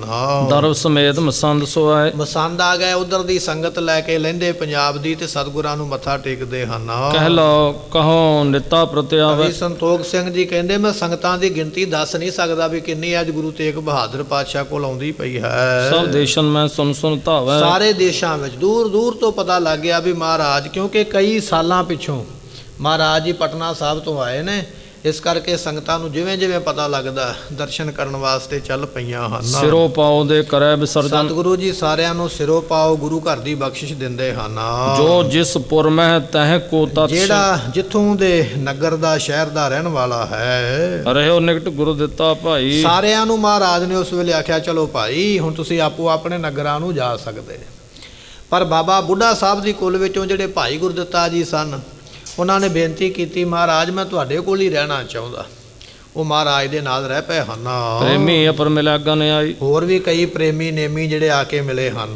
ਸੰਗਤ ਆਵਤ ਜਾਤ ਵਿਸਾਲਾ। ਸੰਗਤਾਂ ਬੇਅੰਤ ਆਉਂਦੀਆਂ ਤੇ ਜਾਂਦੀਆਂ ਹਨ। ਬੀਤਿਓ ਰਹਿਤ ਜਵੈ ਚਿਰਕਾਲਾ। ਕਹਿੰਦੇ ਵੀ ਇਸ ਤਰ੍ਹਾਂ ਬਹੁਤ ਲੰਮਾ ਸਮਾਂ ਸਤਿਗੁਰਾਂ ਦੇ ਕੋਲ ਰਹਿੰਦਿਆਂ ਬੜਾ ਲੰਮਾ ਸਮਾਂ ਲੰਘ ਗਿਆ ਹੈ। ਹੋਤ ਕੀਰਤਨ ਲਗੈ ਦੀਵਾਨ। ਰੋਜ਼ ਕੀਰਤਨ ਹੁੰਦਾ ਸਵੇਰੇ ਸ਼ਾਮ, ਆਸਾ ਦੀ ਵਾਰ, ਆਰਤੀ ਪੜ੍ਹੀ ਜਾਂਦੀ ਹੈ, ਹੋਰ ਬੇਅੰਤ ਸ਼ਬਦ ਪੜ੍ਹੇ ਜਾਂਦੇ ਹਨ। ਮਿਲ ਮਿਲ ਉਦਰੇ ਬ੍ਰਿੰਦ ਜਹਾਨ। ਕਈ ਸੰਗਤਾਂ ਦੇ ਵਿੱਚੋਂ ਸਤਿਗੁਰਾਂ ਦੇ ਚਰਨਾਂ ਨਾਲ ਜੁੜ ਜੁੜ ਕੇ ਕਈਆਂ ਦਾ ਭਲਾ ਹੋਇਆ ਹੈ। ਸੋ ਵੀ ਗਨੇ ਨਾ ਜੈ ਹੈ ਮੁਤ। ਉਹ ਗਿਣੇ ਨਹੀਂ ਜਾਂਦੇ ਕਿੰਨੀਆਂ ਸੰਗਤਾਂ ਦਾ ਭਲਾ ਹੋ ਗਿਆ ਗੁਰੂ ਤੇਗ ਬਹਾਦਰ ਪਾਤਸ਼ਾਹ ਦੇ ਦਰਸ਼ਨ ਕਰਕੇ, ਬਚਨ ਸੁਣ ਕੇ, ਉਹਨਾਂ ਦੀ ਗਿਣਤੀ ਕੋਈ ਨਹੀਂ ਹੈ। ਆਏ ਅਨਕ ਨਏ ਸਿੱਖ ਹੋਤੇ। ਸੋ ਕਹਿਣ ਲੱਗੇ ਵੀ ਅਨੇਕ ਬੇਅੰਤ ਜਿਨ੍ਹਾਂ ਦੀ ਕੋਈ ਗਿਣਤੀ ਨਹੀਂ, ਐਸੇ ਆ ਕੇ ਸਿੱਖ ਬਣਦੇ ਹਨ। ਐਮ ਸੁਖ ਪਾਏ ਬਿਤਾਇਓ ਕਾਲਾ। ਇਸ ਤਰ੍ਹਾਂ ਮਹਾਰਾਜ ਜੀ ਬੜਾ ਸੁਖ ਬਤੀਤ ਕਰ ਰਹੇ ਨੇ, ਅਨੰਦਪੁਰ ਸਾਹਿਬ ਦੇ ਵਿੱਚ ਰਹਿੰਦੇ ਹਨ। ਸੁਤ ਕੋ ਸਿਮਰਤ ਗੁਰੂ ਕਿਰਪਾਲਾ। ਹੁਣ ਮਹਾਰਾਜ ਜੀ ਅਨੰਦਪੁਰ ਸਾਹਿਬ ਦੇ ਵਿੱਚ ਰਹਿੰਦੇ ਹਨ, ਕਈ ਸਾਲ ਲੰਘ ਗਏ, ਆਪਣੇ ਪੁੱਤਰ ਨੂੰ ਯਾਦ ਕਰਦੇ ਵੀ ਹੁਣ ਉਹਨਾਂ ਦੇ ਆਉਣ ਦਾ ਸਮਾਂ ਹੈ। ਆਇਓ ਆਪਣੋ ਨਗਰ ਸੰਭਾਰੈ। ਸਤਿਗੁਰੂ ਜੀ ਸੋਚਦੇ ਨੇ, ਸੰਗਤ ਨੂੰ ਨਹੀਂ ਦੱਸਿਆ, ਮਨ ਵਿੱਚ ਸੋਚਦੇ ਨੇ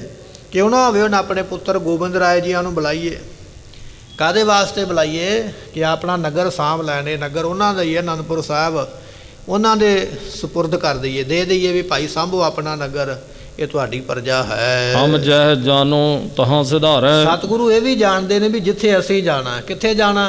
ਦਿੱਲੀ ਦੇ ਵਿੱਚ। ਕਿਉਂ ਜਾਣਾ? ਜਿਹੜੇ ਉਹ ਆਏ ਨੇ ਬ੍ਰਾਹਮਣ ਹਿੰਦੂ, ਉਹਨਾਂ ਦੇ ਧਰਮ ਦੀ ਰੱਖਿਆ ਕਰਨੀ, ਆਪਣੇ ਸੀਸ ਦਾ ਬਲੀਦਾਨ ਦੇਣਾ। ਮਹਾਰਾਜ ਜਾਣਦੇ ਸਮਾਂ ਨੇੜੇ ਪਹੁੰਚਿਆ ਹੈ, ਹੁਣ ਅਸੀਂ ਇਸ ਦੁਨੀਆ ਤੋਂ ਕੂਚ ਵੀ ਕਰਨਾ ਹੈ, ਇਸ ਤੋਂ ਪਹਿਲਾਂ ਆਪਣੇ ਪੁੱਤਰ ਨੂੰ ਜ਼ਿੰਮੇਵਾਰੀਆਂ ਦਈਏ। ਇਹ ਮਹਾਰਾਜ ਗੱਲ ਸੋਚਦੇ ਹਨ। ਲਿਖੀ ਪੱਤਰ ਕਾ ਅਖਿਲ ਹਵਾਲ। ਸਤਿਗੁਰਾਂ ਨੇ ਹੁਣ ਚਿੱਠੀ ਲਿਖੀ ਹੈ ਅਨੰਦਪੁਰ ਸਾਹਿਬ ਦੇ ਵਿੱਚ, ਸਾਰਾ ਹਵਾਲਾ ਜਿਹੜਾ ਚਿੱਠੀ ਵਿੱਚ ਦਿੱਤਾ ਹੈ। ਪੱਠ ਕਰ ਚਲੋ ਬਿਲਮ ਸਭ ਟਾਲ। ਚਿੱਠੀ ਦੇ ਵਿੱਚ ਲਿਖਿਆ ਮਹਾਰਾਜ ਨੇ, ਗੋਬਿੰਦ ਰਾਏ ਜੀ ਜਦੋਂ ਤੁਹਾਨੂੰ ਚਿੱਠੀ ਸਾਡੀ ਮਿਲ ਜਾਏਗੀ, ਚਿੱਠੀ ਨੂੰ ਪੜ੍ਹਦਿਆਂ ਨਾਲ ਹੀ ਚੱਲ ਪਿਓ ਪਟਨਾ ਸਾਹਿਬ ਤੋਂ, ਬਹੁਤਾ ਲੰਮਾ ਸਮਾਂ ਹੁਣ ਰਿਓ ਨਾ, ਸਮਾਂ ਥੋੜ੍ਹਾ ਹੈ, ਤੁਹਾਡਾ ਆਉਣਾ ਹੁਣ ਛੇਤੀ ਬਣਦਾ ਹੈ। ਇਸ ਤਰ੍ਹਾਂ ਚਿੱਠੀ ਲਿਖੀ, ਚਿੱਠੀ ਵਿੱਚ ਲਿਖਿਆ ਛੇਤੀ ਪੜ੍ਹ ਕੇ ਤੁਰਨਾ ਕਰੋ। ਦੇਸ਼ ਪੰਜਾਬ ਆਏ ਵੋ ਕਰੀਏ। ਕਾਹਦੇ ਵਾਸਤੇ? ਪੰਜਾਬ ਦੇ ਦੇਸ਼ ਆਓ, ਪੰਜਾਬ ਆ ਜਾਣਾ ਕਰੋ ਜੀ। ਪਹੁੰਚ ਆਨੰਦਪੁਰ ਆਪਨ ਸੰਭਰੀਏ। ਅਨੰਦਪੁਰ ਸਾਹਿਬ ਪਹੁੰਚੋ, ਇਹ ਤੁਹਾਡਾ ਨਗਰ ਹੈ, ਇੱਥੇ ਤੁਹਾਡੀ ਸੰਗਤ ਹੈ, ਸਾਂਭੋ ਸਾਰਿਆਂ ਨੂੰ ਆ ਕੇ, ਤੁਸੀਂ ਸਾਰਿਆਂ ਦੇ ਆਸਰੇ ਹੋ, ਇੱਥੇ ਪਹੁੰਚਣਾ ਕਰੋ। ਲੇਕਰ ਸਿੱਖ ਪਠਿਓ ਮਗ ਚਾਲ। ਉਸ ਵੇਲੇ ਚਿੱਠੀ ਦੇ ਕੇ ਮਹਾਰਾਜ ਨੇ ਇੱਕ ਸਿੱਖ ਭੇਜਿਆ, ਕਹਿਣ ਲੱਗੇ ਰਸਤੇ ਵਿੱਚ ਬਹੁਤਾ ਟਾਈਮ ਨਾ ਲਾਈ, ਛੇਤੀ ਨਾਲ ਪਹੁੰਚ ਪਟਨਾ ਸਾਹਿਬ ਤੇ ਸਾਡਾ ਸੁਨੇਹਾ ਦੇਣਾ ਕਰ। ਪਟਨੇਪੁਰ ਕੋ ਨਾਮ ਸੰਭਾਲ। ਅਤੇ ਪਟਨਾ ਜਿਹੜਾ ਨਗਰ ਹੈ ਉਹਦਾ ਨਾਮ ਚੇਤੇ ਕਰਕੇ, ਨਾ ਭੁੱਲਦੀ ਰਸਤੇ ਜਾਂਦਿਆਂ ਵੀ ਜਾਣਾ ਕਿੱਥੇ ਹੈ, ਪਟਨੇ ਦਾ ਚੇਤਾ ਰੱਖ ਕੇ ਤੁਰਿਆ ਜਾਣਾ ਕਰ। ਸਤਿਗੁਰੂ ਬਸੇ ਉਧਾਰੈਂ ਦਾਸ। ਸਤਿਗੁਰੂ ਜੀ ਅਨੰਦਪੁਰ ਸਾਹਿਬ ਦੇ ਵਿੱਚ ਰਹਿੰਦੇ ਪਏ ਨੇ, ਦਾਸਾਂ ਦਾ ਭਲਾ ਕਰਦੇ ਹਨ। ਕਉ ਸੰਤੋਖ ਸਿੰਘ ਬਾਕ ਬਿਲਾਸ। ਕਵੀ ਸੰਤੋਖ ਸਿੰਘ ਜੀ ਕਹਿੰਦੇ ਮਹਾਰਾਜ ਭਾਈ ਇਸ ਤਰ੍ਹਾਂ ਬਚਨ ਬਿਲਾਸ ਸੰਗਤਾਂ ਨਾਲ ਕਰਦੇ ਹਨ। ਦੋਹਰਾ ਤੇਗ ਬਹਾਦਰ ਸਤਿਗੁਰੂ ਬਸ ਆਨੰਦਪੁਰ ਮਾਹੇ। ਗੁਰੂ ਤੇਗ ਬਹਾਦਰ ਪਾਤਸ਼ਾਹ ਜੀ ਇਸ ਵੇਲੇ ਅਨੰਦਪੁਰ ਸਾਹਿਬ ਦੇ ਵਿੱਚ ਰਹਿ ਰਹੇ ਹਨ। ਸਮਾਂ ਬਿਤਾਵਤ ਸੁਖ ਸਹਿਤ ਦਾਸਨ ਸ਼੍ਰੇ ਚੋ ਚਾਹੇ। ਸਤਿਗੁਰੂ ਜੀ ਸੁਖਾਂ ਦੇ ਨਾਲ ਸਮਾਂ ਬਤੀਤ ਕਰਦੇ, ਦਾਸਾਂ ਭਗਤਾਂ ਦੀ ਮੁਕਤੀ ਕਰਦੇ ਹਨ। ਚੌਪਈ ਤੁਰਕੇ ਸ਼ਰਬੋ ਗਹੀ ਕੁਚਾਲੀ। ਇੱਧਰ ਇਹ ਤੇ ਗੁਰੂ ਤੇਗ ਬਹਾਦਰ ਪਾਤਸ਼ਾਹ ਦਾ ਇਤਿਹਾਸ ਸਰਵਣ ਕੀਤਾ ਵੀ ਮਹਾਰਾਜ ਅਨੰਦਪੁਰ ਸਾਹਿਬ ਦੇ ਵਿੱਚ ਬੈਠੇ। ਇਹ ਵੀ ਬਚਨ ਸਰਵਣ ਕੀਤਾ ਵੀ ਗੁਰੂ ਗੋਬਿੰਦ ਸਿੰਘ ਜੀਆਂ ਨੂੰ ਚਿੱਠੀ ਪਾ ਦਿੱਤੀ, ਛੇਤੀ ਆ ਜਾਓ। ਹੁਣ ਕਹਿੰਦੇ ਆਓ ਤੁਹਾਨੂੰ ਸੁਣਾਈਏ ਵੀ ਔਰੰਗਜ਼ੇਬ ਬਾਦਸ਼ਾਹ ਜਿਹੜਾ ਹਿੰਦੁਸਤਾਨ ਦਾ ਇਸ ਵੇਲੇ ਰਾਜਾ ਹੈ, ਉਹਦਾ ਕੀ ਹਾਲ ਹੈ, ਉਹ ਕੀ ਕਰਦਾ ਪਿਆ, ਉਹਦੀ ਕਥਾ ਤੁਹਾਨੂੰ ਇੱਥੇ ਵਰਣਨ ਕਰਦੇ ਹਾਂ। ਜਿਹੜਾ ਤੁਰਕੇਸ਼ਵਰ ਹੈ, ਤੁਰਕਾਂ ਦਾ ਰਾਜਾ, ਮੁਗਲਾਂ ਦਾ ਰਾਜਾ, ਉਹਦਾ ਨਾਮ ਹੈ ਔਰੰਗਜ਼ੇਬ। ਅਤੇ ਕਹਿਣ ਲੱਗੇ ਉਹਨੇ ਕੁਚਾਲੀ ਤੋਂ ਭਾਵ ਹੁੰਦਾ ਮਾੜੀ ਚਾਲ ਚੱਲਣੀ ਸ਼ੁਰੂ ਕਰ ਦਿੱਤੀ। ਮਾੜੇ ਕੰਮ ਤੋਂ ਸ਼ੁਰੂ ਤੋਂ ਹੀ ਕਰਦਾ ਰਿਹਾ। ਜਿਹਨੇ ਗੱਦੀ ਲੈਣ ਵਾਸਤੇ ਆਪਣੇ ਪਿਤਾ ਦਾ ਕਤਲ ਕੀਤਾ, ਜਿਹੜਾ ਤਖਤ 'ਤੇ ਬੈਠਣ ਲੱਗਿਆ ਆਪਣੇ ਭਰਾਵਾਂ ਦਾ ਕਤਲ ਕਰਦਾ ਪਿਆ, ਉਹ ਕਿਸੇ ਦਾ ਕੀ ਸਕਾ ਹੋ ਸਕਦਾ। ਆਪਣੇ ਭਰਾਵਾਂ ਦਾ ਕਤਲ ਕੀਤਾ, ਅੰਨੇ ਕਰ ਕਰਕੇ ਤਸੀਹੇ ਦੇ ਕੇ ਮਾਰਿਆ ਦਾਰਾ ਸਕੋ ਵਰਗਿਆਂ। ਇਸੇ ਤਰ੍ਹਾਂ ਆਪਣੇ ਪਿਤਾ ਨੂੰ ਭੁੱਖਾ ਤੇ ਪਿਆਸਾ ਰੱਖ ਕੇ ਜੇਲ੍ਹ ਦੇ ਵਿੱਚ ਤੜਫਾ ਕੇ ਮਾਰਿਆ। ਆਪਣੀ ਸਕੀ ਭੈਣ ਦਾ ਕਤਲ ਕਰ ਦਿੱਤਾ ਔਰੰਗਜ਼ੇਬ ਨੇ। ਜਿਹੜਾ ਆਪਣਿਆਂ ਦਾ ਨਹੀਂ ਬਣਿਆ, ਉਹ ਦੂਜਿਆਂ ਦਾ ਕੀ ਬਣ ਸਕਦਾ ਹੈ। ਕਹਿੰਦੇ ਐਸਾ ਦੁਸ਼ਟ ਔਰੰਗਾ ਸਾਰੇ ਦੇਸ਼ ਦੇ ਵਿੱਚ ਮਾੜੇ ਕੰਮ ਜਿਹੜੇ ਨੇ, ਖੋਟੇ ਕੰਮ ਜਿਹੜੇ ਨੇ ਨਹੀਂ ਕਰਨ ਵਾਲੇ, ਉਹ ਕਰਦਾ ਪਿਆ ਹੈ। ਸ਼ਰਾ ਚਲਾਵਤ ਜਗਤ ਵਿਸਾਲੀ, ਕਿਉਂਕਿ ਚਾਹੁੰਦਾ ਵੀ ਦੁਨੀਆ ਨੂੰ ਸ਼ਰਾ ਦੇ ਵਿੱਚ ਲਾਉਣਾ, ਵੀ ਦੁਨੀਆ ਸਾਰੀ ਨੂੰ ਇਸਲਾਮ ਦੇ ਵਿੱਚ ਹੀ ਲੈ ਕੇ ਆਉਣਾ। ਹੁਣ ਜੇ ਕਿਸੇ ਨੂੰ ਪਿਆਸ ਲੱਗੇਗੀ ਤੇ ਪਾਣੀ ਤਾਂ ਹੀ ਪੀਵੇਗਾ ਨਾ, ਧੱਕੇ ਨਾਲ ਗਲਾਸ ਮੂੰਹ ਨੂੰ ਲਾਵੇਗਾ ਤੇ ਅੰਦਰ ਥੋੜ੍ਹੀ ਲੰਘੇਗਾ। ਹੁਣ ਜਿਹਦੀ ਮਰਜ਼ੀ ਹੈ ਇਸਲਾਮ ਗ੍ਰਹਿਣ ਕਰੇ, ਸਿੱਖ ਬਣੇ, ਹਿੰਦੂ ਬਣੇ, ਪਰ ਮਰਜ਼ੀ ਤੋਂ ਬਿਨਾਂ ਧੱਕੇ ਨਾਲ ਹੀ ਆਖਣਾ ਵੀ ਮੈਂ ਤੈਨੂੰ ਆਹ ਬਣਾਉਣਾ ਹੀ ਬਣਾਉਣਾ ਹੈ। ਔਰੰਗਜ਼ੇਬ ਧੱਕੇ ਨਾਲ ਚਾਹੁੰਦਾ ਮੈਂ ਸਾਰਿਆਂ ਨੂੰ ਮੁਸਲਮਾਨ ਬਣਾਵਾਂ, ਬਣਾ ਨਹੀਂ ਸਕਿਆ। ਜਿਵੇਂ ਅੱਜ ਦੀ ਸਰਕਾਰ ਚਾਹੁੰਦੀ ਹੈ ਵੀ ਧੱਕੇ ਨਾਲ ਤੁਹਾਡੇ 'ਤੇ ਕਾਨੂੰਨ ਲਾਗੂ ਕਰਨਾ ਹੀ ਕਰਨਾ ਹੈ। ਲੋਕ ਨਹੀਂ ਚਾਹੁੰਦੇ ਤੇ ਨਾ ਕਰ, ਲੋਕਾਂ ਵਾਸਤੇ ਹੀ ਹੈ, ਲੋਕਾਂ ਨੂੰ ਆਪਣਾ ਭਲਾ ਨਹੀਂ ਚਾਹੀਦਾ ਤੇ ਨਾ ਕਰੋ। ਪਰ ਕੁਝ ਹੁੰਦੇ ਕਹਿੰਦੇ ਵੀ ਨਹੀਂ ਭਲਾ ਚਾਹੀਦਾ ਸੀ ਤੇ ਕਰਕੇ ਹੀ ਪਿੱਛੇ ਹਟਾਂਗੇ। ਹੁਣ ਔਰੰਗਜ਼ੇਬ ਵੀ ਇਹ ਗੱਲ ਹੀ ਚਾਹੁੰਦਾ ਵੀ ਇਹ ਹਿੰਦੂ ਲੋਕ ਮੂਰਖ ਨੇ, ਬਾਕੀ ਵੀ ਸਾਰੇ ਮੂਰਖ ਨੇ, ਇਹ ਨਰਕਾਂ ਵਿੱਚ ਤੁਰੇ ਜਾਂਦੇ ਨੇ। ਜੇ ਕਿਤੇ ਇਸਲਾਮ ਨੂੰ ਮੰਨ ਲੈਣ ਤੇ ਭਿਸ਼ਟਾਂ ਪ੍ਰਾਪਤ ਹੋਣਗੀਆਂ, ਸਵਰਗ ਮਿਲੇਗਾ। ਪਰ ਜੇ ਕੋਈ ਨਰਕਾਂ ਨੂੰ ਜਾਣਾ ਚਾਹੁੰਦਾ ਤੇ ਜਾਣ ਲੈਣ ਦਿਓ, ਤੁਹਾਨੂੰ ਕੀ ਫਰਕ ਪੈਂਦਾ। ਪਰ ਬਾਦਸ਼ਾਹ ਜਿੱਤੇ ਅੜ ਗਿਆ, ਕਹਿਣ ਲੱਗਾ ਵੀ ਮੈਂ ਸਾਰਿਆਂ ਨੂੰ ਸ਼ਰ੍ਹਾ ਵਿੱਚ ਲੈ ਕੇ ਹੀ ਆਉਣਾ ਹੈ, ਸਾਰਿਆਂ ਨੂੰ ਮੈਂ ਮੁਸਲਮਾਨ ਬਣਾਉਣਾ ਹੀ ਬਣਾਉਣਾ ਹੈ। ਇਸ ਗੱਲ ਦੇ ਉੱਪਰ ਚੱਲ ਪਿਆ, ਇਸ ਗੱਲ ਦੇ ਉੱਪਰ ਲੱਗਿਆ ਹੈ। ਹਿੰਦੂਨ ਪਰ ਬਹੁ ਬਲ ਕੋ ਪਾਇਓ, ਇਹਨੇ ਹਿੰਦੂਆਂ ਦੇ ਉੱਪਰ ਬੜਾ ਜ਼ੋਰ ਪਾਇਆ, ਬਹੁਤ ਜ਼ਿਆਦਾ ਉਹਨਾਂ ਦਾ ਨਾਸ਼ ਕੀਤਾ ਹੈ। ਚਾਹਤ ਸਭ ਕੋ ਧਰਮ ਨਸਾਇਓ, ਸਾਰਿਆਂ ਦਾ ਧਰਮ ਤੋੜਿਆ ਹੈ। ਜਿੰਨੇ ਮੰਦਰ ਸਨ ਨਾ ਹਿੰਦੁਸਤਾਨ ਦੇ ਵਿੱਚ ਹਿੰਦੂਆਂ ਦੇ, ਭਾਵੇਂ ਉਹ ਮਥੁਰਾ ਹੈ, ਥਨੇਸ਼ਰ ਹੈ, ਕਾਸ਼ੀ ਹੈ, ਕੋਈ ਵੀ ਵੱਡਾ ਸਥਾਨ ਹੈ, ਵੱਡੇ ਮੰਦਰ ਜਿਹੜੇ ਇਤਿਹਾਸਕ ਸਨ, ਉਹ ਸਾਰੇ ਔਰੰਗਜ਼ੇਬ ਨੇ ਤੜਵਾ ਕੇ ਉਹਨਾਂ ਦੀ ਚੂਨਾ ਬਣਾ ਕੇ, ਰੇਤ ਬਣਾ ਕੇ, ਕੰਕਰ ਬਣਾ ਕੇ, ਉਸ ਕੰਕਰ ਚੂਨੇ ਦੀਆਂ ਮਸੀਤਾਂ ਨੂੰ, ਕੰਧਾਂ ਨੂੰ ਲਾ ਕੇ ਮਸੀਤਾਂ ਖੜੀਆਂ ਕੀਤੀਆਂ। ਉੱਥੇ ਮਸੀਤਾਂ ਬਣਾ ਦਿੱਤੀਆਂ, ਮੰਦਰ ਤੋੜ ਕੇ ਮਿੱਟੀ ਵਿੱਚ ਮਿਲਾ ਦਿੱਤੇ। ਨਾ ਮੰਦਰ ਰਵੇਗਾ, ਨਾ ਕੋਈ ਇੱਥੇ ਜਾਵੇਗਾ, ਪੂਜਾ ਪਾਠ ਕੋਈ ਨਹੀਂ ਕਰੇਗਾ। ਤੇ ਜੇ ਪਤਾ ਲੱਗ ਜਾਂਦਾ ਵੀ ਆਹ ਪੰਡਤ ਪੂਜਾ ਪਾਠ ਕਰਦਾ, ਉਹਨੂੰ ਨਾਲ ਹੀ ਕਤਲ ਕੀਤਾ ਜਾਂਦਾ, ਸਮੇਤ ਪਰਿਵਾਰ ਦੇ ਤਸੀਹੇ ਦੇ ਮਾਰਿਆ ਜਾਂਦਾ। ਕਹਿੰਦੇ ਵੀ ਇਹੋ ਜਿਹਾ ਔਰੰਗਾ ਹੈ, ਇਸ ਨੇ ਸਾਰੇ ਦੇਸ਼ ਦੇ ਵਿੱਚ ਹਿੰਦੂ ਧਰਮ ਨਾਸ਼ ਕਰਨ ਵਾਸਤੇ ਬੜਾ ਭਾਰੀ ਜ਼ੋਰ ਲਾਇਆ ਹੈ। ਸਗਰੇ ਨਰ ਮੈਂ ਤੁਰਕ ਬਣਾਵੋ, ਮਨ ਵਿੱਚ ਚਾਹੁੰਦਾ ਵੀ ਮੈਂ ਕੋਈ ਬੰਦਾ ਛੱਡਣਾ ਹੀ ਨਹੀਂ, ਸਾਰਿਆਂ ਨੂੰ ਮੁਸਲਮਾਨ ਕਰਨਾ ਹੈ। ਬਹੁਰ ਸ਼ਰਾ ਮੈਂ ਭਲੇ ਚਲਾਵੋ, ਤੇ ਜਦੋਂ ਸਾਰੇ ਮੁਸਲਮਾਨ ਬਣ ਗਏ, ਫਿਰ ਸਾਰੇ ਸ਼ਰਾ ਵਿੱਚ ਚੱਲਣਗੇ, ਕਹਿਣੇ ਵਿੱਚ ਚੱਲਣਗੇ, ਇਸਲਾਮ ਦੀ ਗੱਲ ਨੂੰ ਮੰਨਿਆ ਕਰਨਗੇ। ਸ਼ਰਾ ਬਿਨਾ ਦੋਜਕ ਮੈਂ ਪਰ, ਕਿਉਂਕਿ ਔਰੰਗੇ ਦੇ ਮਨ ਵਿੱਚ ਇਹ ਗੱਲ ਆ ਗਈ ਹੈ ਵੀ ਜੇ ਸ਼ਰਾ ਨਹੀਂ ਮੰਨਣਗੇ ਤੇ ਨਰਕਾਂ ਨੂੰ ਜਾਣਗੇ। ਹੁਣ ਗੱਲ ਇਹ ਹੈ ਵੀ ਜਿਹੜਾ ਬੰਦਾ ਆਪ ਬਿਮਾਰ ਹੋਣਾ ਚਾਹੁੰਦਾ ਹੋ ਲੈਣ ਦਿਓ, ਜਿਹੜਾ ਆਪਣਾ ਨੁਕਸਾਨ ਖੁਦ ਕਰਨਾ ਚਾਹੁੰਦਾ ਕਰ ਲੈਣ ਦਿਓ। ਪਰ ਰਾਜੇ ਔਰੰਗੇ ਨੂੰ ਬਹੁਤੀ ਹਮਦਰਦੀ ਆ ਗਈ ਹੈ, ਮੈਂ ਦੁਨੀਆ ਨੂੰ ਸ਼ਰਾ ਵਿੱਚ ਲਿਆ ਕੇ ਨਰਕਾਂ ਵਿੱਚ ਨਹੀਂ ਪੈਣ ਦੇਣਾ। ਬੜਾ ਭਲਾ ਸੋਚਣ ਲੱਗਾ, ਨਰਕ ਤੇ ਤੂੰ ਜ਼ਿੰਦਗੀ ਬਣਾ ਦਿੱਤੀ ਲੋਕਾਂ ਦੀ, ਕਤਲ ਕਰ ਕਰਕੇ, ਤਸੀਹੇ ਦੇ ਕੇ, ਇਹਦੇ ਤੋਂ ਵੱਡਾ ਨਰਕ ਹੋਰ ਤੂੰ ਕਿੱਥੋਂ ਲੈ ਕੇ ਆਵੇਂਗਾ। ਕਹਿਣ ਲੱਗਾ ਸਾਰਿਆਂ ਨੂੰ ਮੈਂ ਸ਼ਰ੍ਹਾ ਵਿੱਚ ਰੱਖਣਾ ਹੈ। ਨਹਿ ਈਮਾਨ ਕੋ ਨੀਕੇ ਧਰੈ, ਕਿਉਂਕਿ ਇਹ ਲੋਕ ਈਮਾਨ ਦੇ ਪੱਕੇ ਨਹੀਂ, ਨਾ ਇਹਨਾਂ ਦਾ ਧਰਮ ਪੱਕਾ ਹੈ, ਨਾ ਇਹਨਾਂ ਦੇ ਧਰਮ ਦੇ ਕਹਿਣੇ ਕੰਮ ਕੋਈ ਪੱਕੇ ਨਹੀਂ, ਮਾੜਾ ਕਰਮ ਕਰਦੇ ਹਨ। ਭਇਓ ਮੁਹੰਮਦ ਪਛਮ ਦੇਸ਼, ਸਾਡੇ ਜਿਹੜੇ ਵੱਡੇ ਪੈਗੰਬਰ ਨੇ, ਉਹਦਾ ਨਾਮ ਹੈ ਹਜ਼ਰਤ ਮੁਹੰਮਦ, ਜਿਹੜਾ ਪੱਛਮ ਦੀ ਦਿਸ਼ਾ ਦੇ ਵੱਲ ਪੈਦਾ ਹੋਇਆ ਹੈ। ਤੇ ਤੁਰਕਾਂ ਨੇ ਔਜ ਵਿਸ਼ੇਸ਼, ਉਧਰ ਮੁਗਲਾਂ ਦਾ ਉਦੋਂ ਵੀ ਜ਼ੋਰ ਸੀ ਤੇ ਅੱਜ ਵੀ ਜ਼ੋਰ। ਅਫਗਾਨਿਸਤਾਨ ਹੋ ਗਿਆ, ਅਰਬ ਦੇਸ਼ ਨੇ, ਉੱਥੇ ਹੋਇਆ ਹਜ਼ਰਤ ਮੁਹੰਮਦ, ਤੇ ਉੱਥੇ ਅੱਜ ਵੀ ਉਹਨਾਂ ਦੀਆਂ ਸਰਕਾਰਾਂ ਤੇ ਉਹਨਾਂ ਦਾ ਜ਼ੋਰ ਹੈ। ਔਰੰਗਾ ਸੋਚਦਾ ਪਿਆ, ਔਰੰਗਜ਼ੇਬ, ਵੀ ਲਹਿੰਦੇ ਵਾਲੇ ਪਾਸੇ ਤੇ ਸਾਡਾ ਜ਼ੋਰ ਹੈ ਹੀ ਹੈ, ਪਰ ਇੱਧਰਲੇ ਬੰਨੇ ਘੱਟ ਹੈ। ਇੱਧਰ ਵੀ ਮੈਂ ਸਾਰੇ ਮੁਸਲਮਾਨ ਬਣਾ ਕੇ ਆਪਣਾ ਜ਼ੋਰ ਬਣਾਉਣਾ ਕਿਤ ਹੈ। ਕਿਤ ਹਿੰਦੂ ਰਹੇ ਨਿਜ਼ੋਰ। ਸੋ ਕਿਤੇ ਕਿਤੇ ਕੋਈ ਹਿੰਦੂ ਜਿਉਂਦਾ ਰਹਿ ਗਿਆ, ਬਾਕੀ ਤੇ ਮੈਂ ਮਾਰ ਹੀ ਦਿੱਤੇ, ਪਰ ਜਿਹੜੇ ਬਚ ਗਏ ਨੇ ਉਹ ਵੀ ਕਮਜ਼ੋਰ ਹੀ ਨੇ, ਕਰ ਕੁਝ ਨਹੀਂ ਸਕਦੇ ਹਨ।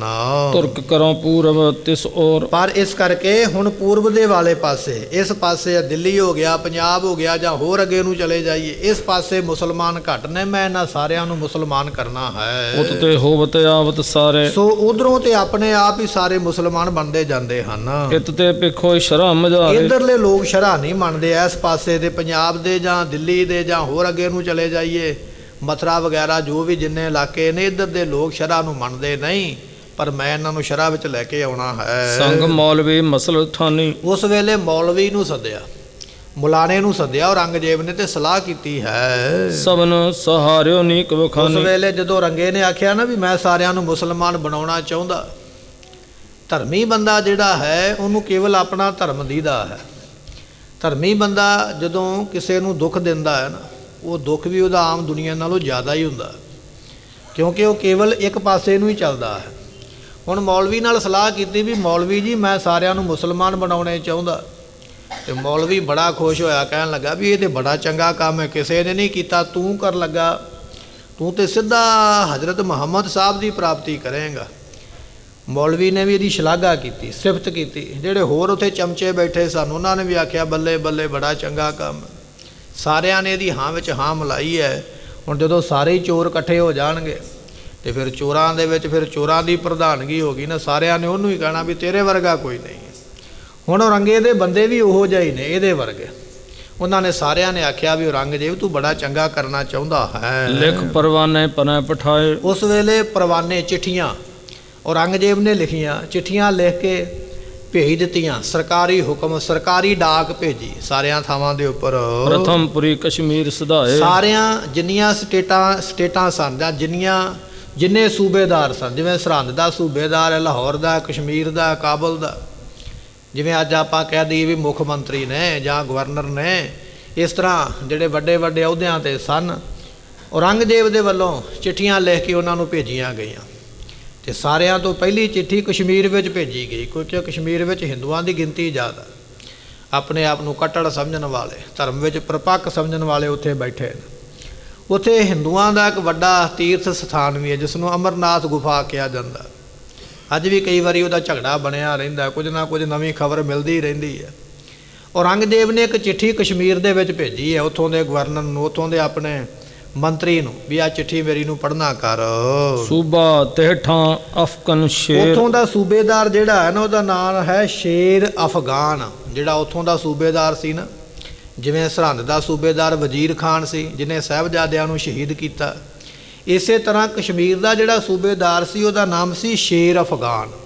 ਔਰੰਗਜ਼ੇਬ ਦੀ ਚਿੱਠੀ ਉਹਦੇ ਕੋਲ ਪਹੁੰਚੀ ਹੈ। ਕਰਤ ਹੁਕਮ ਸੋ ਸਗਰੇ ਜ਼ੇਰ। ਚਿੱਠੀ ਵਿੱਚ ਲਿਖਿਆ ਵੀ ਮੇਰਾ ਹੁਕਮ, ਜਦੋਂ ਚਿੱਠੀ ਤੈਨੂੰ ਮਿਲੇ ਆਪਣੇ ਪੂਰੇ ਇਲਾਕੇ ਵਿੱਚ ਜਿੱਥੋਂ ਤੱਕ ਤੇਰਾ ਰਾਜ ਹੈ ਨਾ, ਸਾਰਿਆਂ ਦੇ ਉੱਪਰ ਜ਼ੋਰ ਪਾਉਣਾ ਕਰ। ਰੰਕ ਦੇਸ਼ ਧਨ ਹਾਕਮ ਲੈ। ਸੋ ਇਹ ਦੇਸ਼ ਜਿਹੜਾ ਹੈ ਨਾ, ਇਸ ਨੂੰ ਗਰੀਬ ਬਣਾ ਕੇ ਰੱਖਣਾ ਤੇ ਸਾਰਿਆਂ ਕੋਲੋਂ ਧਨ ਲੁੱਟ ਲੁੱਟ ਕੇ, ਕੁੱਟ ਕੁੱਟ ਕੇ ਖੋਹਣਾ ਕਰ। ਦਾਰਦ ਸਾਰੀ ਪ੍ਰਜਾ ਨਿਕੇਤ। ਤੇ ਸਾਰੀ ਜਿੰਨੀ ਪ੍ਰਜਾ ਹੈ ਨਾ, ਇਸ ਨੂੰ ਕੰਗਾਲ ਕਰ ਦੇ, ਕਿਉਂਕਿ ਜਿੰਨੇ ਗਰੀਬ ਹੋਣਗੇ ਉਨੀਆਂ ਲੋੜਾਂ ਦੇ ਵਿਚਾਰੇ ਮਾਰੇ ਹੋਏ ਛੇਤੀ ਦੇ ਨਾਲ ਤੇਰੇ ਵੱਲ ਝੁਕ ਜਾਣਗੇ। ਮਾਰ